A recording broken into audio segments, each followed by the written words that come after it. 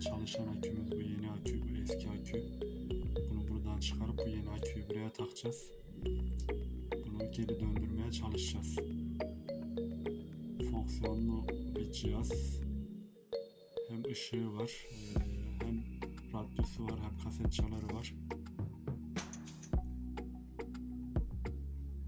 Tamir edersek çok işimize yarayacak.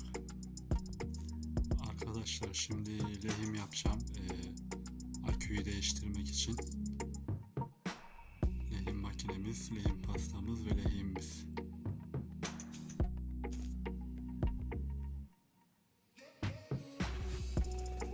Arkadaşlar akümüzü değiştiriyoruz.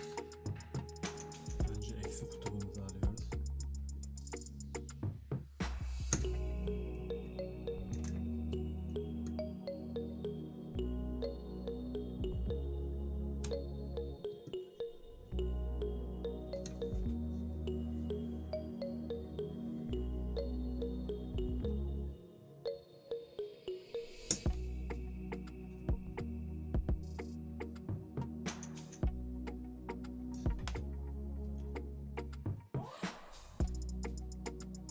Çıkardık.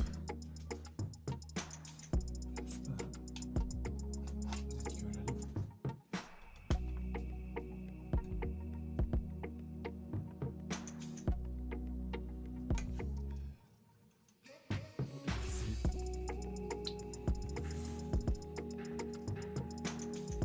Gördüğünüz gibi hemen aküyü takınca sistemimiz düzene girdi.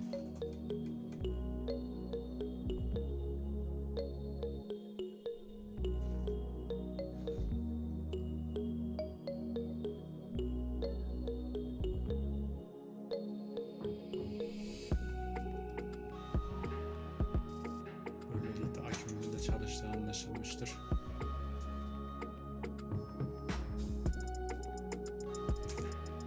Arkadaşlar toparlayacağım. Akümüzü değiştirdik. Eski akümüz, yeni akümüz. Şu an sistemimiz çalışıyor. Yine göstereceğim. Şimdi toplamaya geçiyorum.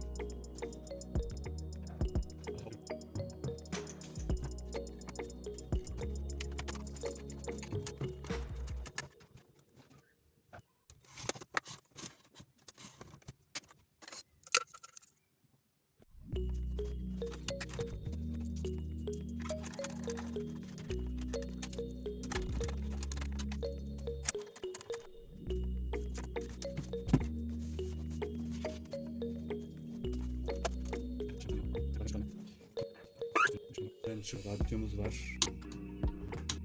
Arkadaşlar burada çalışıyor gördüğünüz gibi.